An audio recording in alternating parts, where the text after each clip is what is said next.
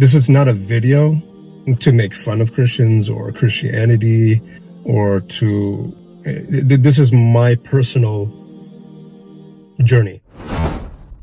I was going to Wednesday Bible study, Friday youth night, and Sunday church. So I was going to church 3 days a week, very active in the Christian community. I would say I was 14 years old. This is when the major shift happened in my life. What happened is I was at the Wednesday Bible study, and there was this guy. He was he wasn't the preacher. He was like the youth Bible teacher, right? I would say he was late 20s, early 30s. I was 14. So we're reading through the Bible. That's what we have, what we call, free time, where we read the Bible and ask questions at the end of the reading. And then we get into the group reading. So I start reading the Bible, and boom, it was from Allah subhanahu wa ta'ala that I found a contradiction. I found two contradictions. And so I'm reading I read this verse and I say, okay. And I turn the page, I keep on reading, and then, wait a minute, same story, different numbers, same person, different story. What? So I raised my hand, and he said, yeah, how can I help you? And I said, well, I found these two verses, and this one says this, and that one says this, but they clearly contradict each other. The guy looks at it. He looks at this page, he looks at the other page, and he puts his hand on his chin, and he says, huh, I didn't even know that was in the Bible. What? You're the guy. You're the Bible teacher. You're the leader of this whole thing. One, you didn't know that was in the Bible. And two, you didn't know there was contradictions in the Bible. And I kind of looked at him like what? It's like, you're driving in the car with a guy, he's holding the steering wheel, and you say, how do you drive? And the guy says, I don't know how to drive. I don't know. It's scary, right? When somebody is supposed to be teaching you the Bible and he doesn't know that there's a contradiction. So I'm like, okay, so what do we do? How do we rectify this? What am I supposed to do? I need answers. The guy tells me, well, in this case, you just gotta have faith. And that's when I checked out. Spiritually, I just said, the Bible can't even defend itself. But you want me to show up here every Wednesday and talk about something that I should just have faith in. Okay, so why do I even show up? I can have faith without even reading the Bible, right? So from that point, 14 years old, I still go to Bible study on Wednesdays. I still go to Friday youth night. I still go to Sunday church, but there's nothing here. Gone. It's gone completely, right? So my life was football, surfing, girls, high school, normal American kid. I could care less about religion at this point. I start to do my own thing. I get in trouble. I get around the wrong crowd. I start smoking weed and drinking and stuff like that. And I just have no moral compass in life. Zero. And so I thought the best way to remedy that is to go into the military. So I joined the military. Long story short, I do my time in the Army. I get out. I'm not going to say that joining the military really was bad for me, because I learned a lot. I learned a lot about responsibility and accountability. I learned about how to be a man and step up and serve and be humble. But it did nothing for my spirituality. Zero, nothing. So fast forward, after I get out of the military, what happens? Same thing. I get around the wrong crowd, go back to drinking, smoking weed, and it was even worse. I had no feeling about anything. I was going through women left and right. I was smoking weed. I was drinking. I was just being careless. And I had a job. I had a place. I was okay. But there was nothing there spiritually. I pulled an armed robbery. Actually hold an armed robbery. I didn't need the money. It was for the thrill. I was bored with my life. I didn't care anymore. I didn't care. So I went to prison. Before that, I've never been arrested. I'd never done a crime. I've never did it 1 hour in jail. Never. But here I was. And I got sent away to prison, to a maximum security prison in Walla Walla. It's called Walla Walla State Penitentiary, WSP. And I went through a shock. A person that's never been to jail before, it's like, wow, not only did I go to jail, somebody might do something stupid, get in a fight and do a day in jail or something. Okay, now I'm in the big house. I'm in prison. I'm in there with killers, thieves, drug dealers, organized crime guys, just crazy, gang members, white supremacists, you name it, Mexican mafia, everything. So prison is different than prison life and rules. The convict code is way different than anything on the outside. Everything is race segregated. You go with your race. You eat if you're white, you eat with the white people. You go to the white part of the yard. If you're black, you eat over on the black section. You go to the black side. That's just how it is. So fast forward. There's not a moment for you to relax in prison. It's this aggression and tension that you can see, hear, feel every single moment. Prison is exhausting, mentally and emotionally, completely exhausting. You got to be on guard every single second. And even when you're in your cell with the gate, you don't know what's on the mind of your cellmate. Could get a bad letter, bad news. The guy's in there for life. He doesn't care. He's got 12 years to do. And, it's a terrible place to be. Anyway, when people are in prison, like I said, they go to the white. If you're white, you go with the white people. If you're black, you go to the black section. If you're a Hispanic, you go with the Hispanic section.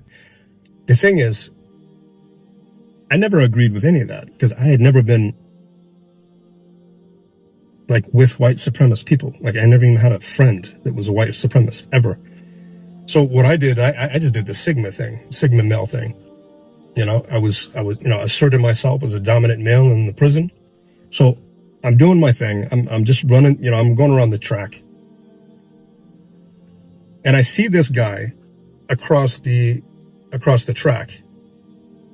Turkish guy named Omar. I didn't know him though. I'm just telling you now. The guy had a mustache like this, like what they call it, handlebars, and went down all the way. No beard, no hair. He shaved his head bald. 5 black guys behind him. He cuts the track in half, and he's headed straight for me. I'm like, oh, here we go. Been to the hole 3 times, but this looks serious. These guys look like they're about to roll me up, like they're coming for business. So he cuts the track. He's running. He's coming straight for me. I stop, and I prepare myself. I'm kind of sizing them up as they're walking to me. I'm going to catch one of them or 2 of them. I'm here for a short time, but for sure, I'm not going to die. No, I'm going to give them a hell of a fight. So they get about 6 feet from me, and I'm like, okay. And Omar says, oh, no. No, we didn't come for that. Whoa, okay, I can see how it looks. No. I just wanted to talk to you, man. And I was like, talk to me about what? Why does it take 6 people to talk to me? He said, oh man, my bad. That looked wrong. And I understand. Can I just speak with you for about 10 minutes? And I said, well, yeah, as long as it's just you. Sure. Cool. So we start to walk the track. And he asked me, what do you know about Islam? And being raised upper class, having everything that I ever wanted in life, kind of sheltered in my own white Christian type of world, I said, nothing. Absolutely nothing. I know nothing about Islam. Nothing. So subhanAllah, when Allah subhanahu wa ta'ala wants to guide somebody, He does it in this amazing, amazing way. that is almost exactly for or designed for that particular person. I had always been a person that wondered about the universe. I've always been a person that loves nature, the creation of Allah subhanahu wa ta'ala, before Islam. And so he would say things like, look at how Allah subhanahu wa ta'ala put the sun away out of the expanding universe. As Allah subhanahu wa ta'ala says, we created the universe, and it is expanding and expanding, and it expands. And Omar would say, look at how Allah subhanahu wa ta'ala put the sun 93 million miles away from Earth, and the moon 220,000 odd miles away from Earth. But out of the vastness of the universe, Allah sometimes puts them together for eclipse. And I was just like, whoa, that's deep. And so he had my attention, and he saw that he had my attention. So he always used to talk about nature and the mercy of Allah subhanahu wa ta'ala, talking about Surah Ar-Rahman and other surahs. So fast forward, him and I would always come out, and he would be the first person that I would look for. And we would talk the entire time. We would walk and talk, and it was always about Islam, always about Islam. Now, something in my heart said, it was a whisper from the shaitan. Why do you let this guy talk to you this way? Like, you're a Christian, man. Stand up for Christianity. He's making a lot of sense, but surely you can poke some holes in his argument.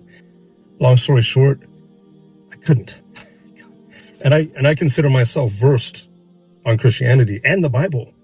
But everything that I tried to argue, he would dead it immediately, with proof from the Bible and the Quran.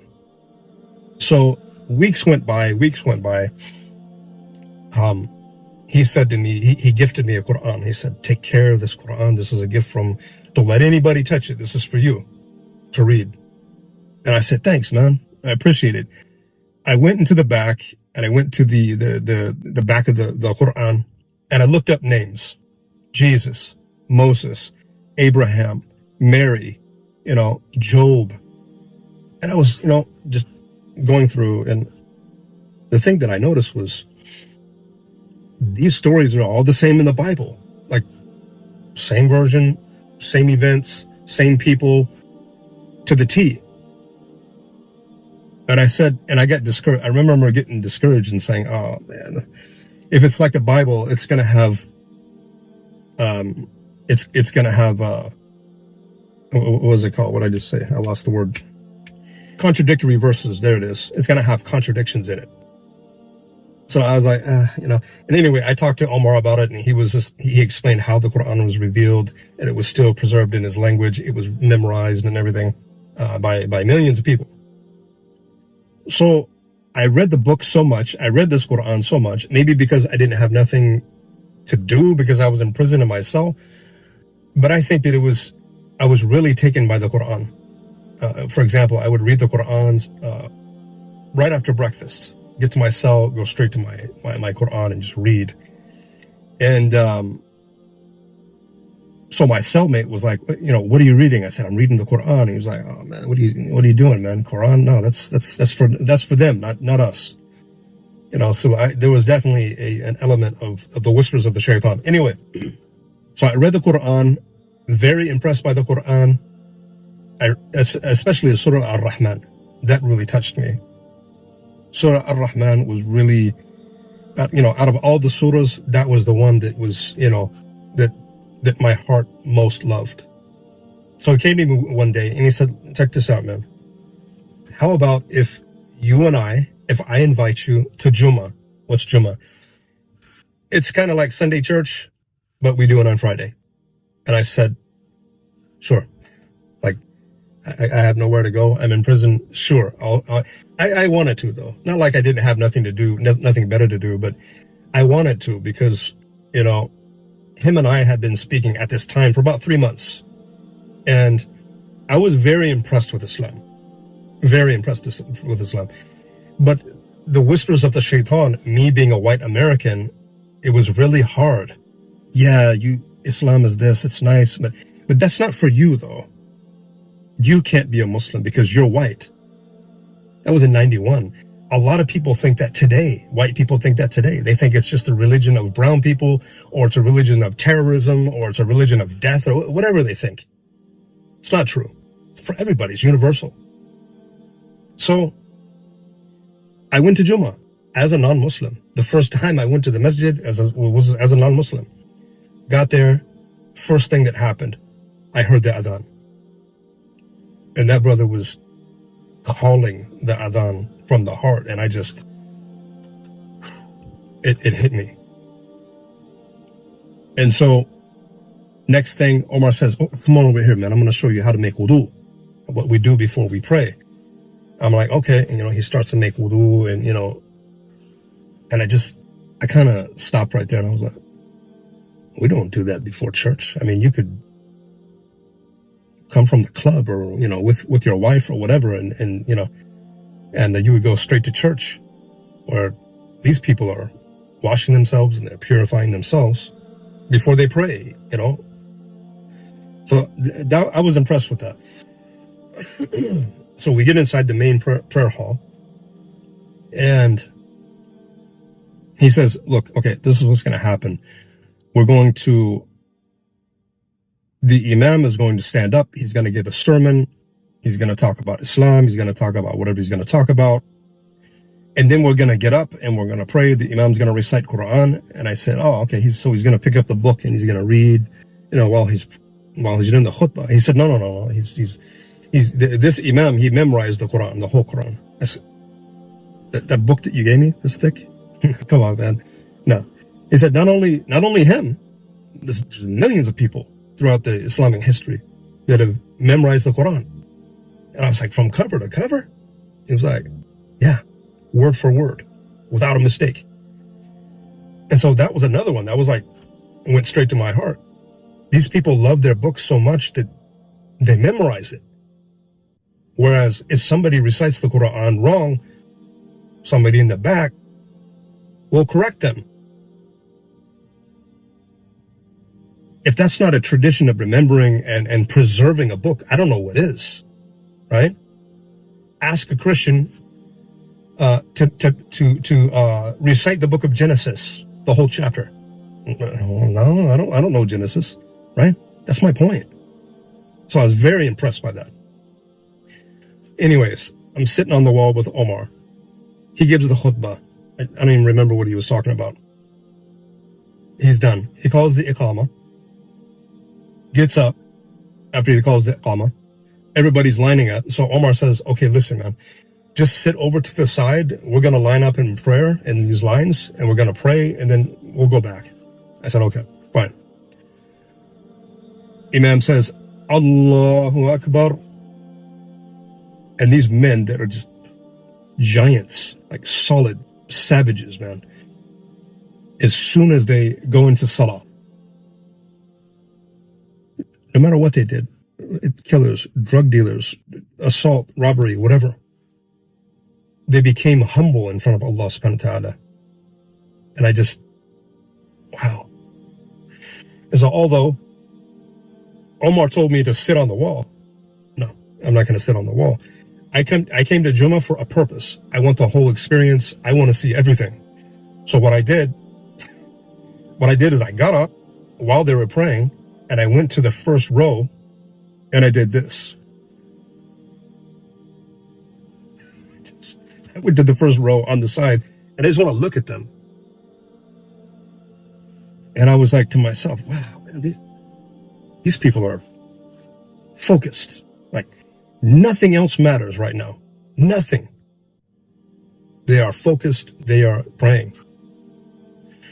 And the way the imam was his tilawa, the way he was reciting the Quran, I was just like, man, just one thing after the other, one thing after the adhan, calling the prayer, the way he recited the Quran, the humbleness inside of the prayer. It amazed me. But if anybody were to ask me, Ali, what did it for you? What was the one thing which you were Allah subhanahu wa ta'ala opened your heart to Islam. And I'll tell you this honestly. When I saw these believers, these Muslim brothers in the prison, when they all went down in unison, all together, in sujood, that was it. That was it. I saw that and literally my jaw was, whoa. Again, the wudu, reciting the Quran, calling each other, the adhan, to prayer, being humble. And now they put their face on the ground in the adoration of their Lord, Allah subhanahu wa ta'ala. That's what did it for me. That's what did it for me. I thought to myself, these people have washed themselves, they had purified themselves, they have recited the book of Allah subhanahu wa ta'ala, they have recited the holy book, they have been humble in their prayer and focused, khushu'. And they're putting their face on the ground.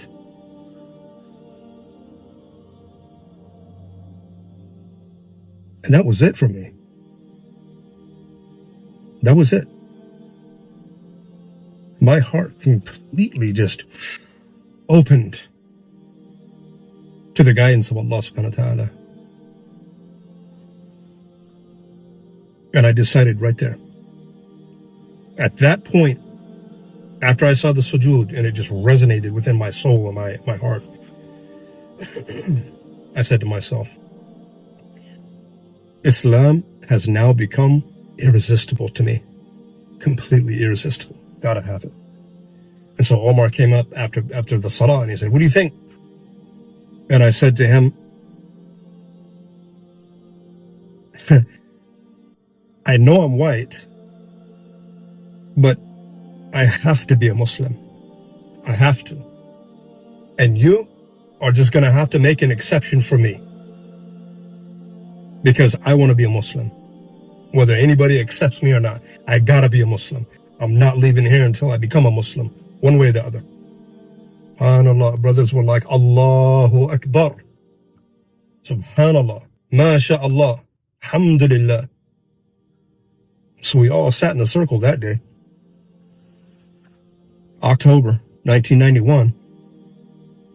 And I pronounced the Shahada. Ashhadu an la ilaha illallah wahdahu la sharika lah wa ashhadu anna Muhammadan abduhu wa rasuluh. Going to prison to receive Islam was the best thing that ever happened in my life.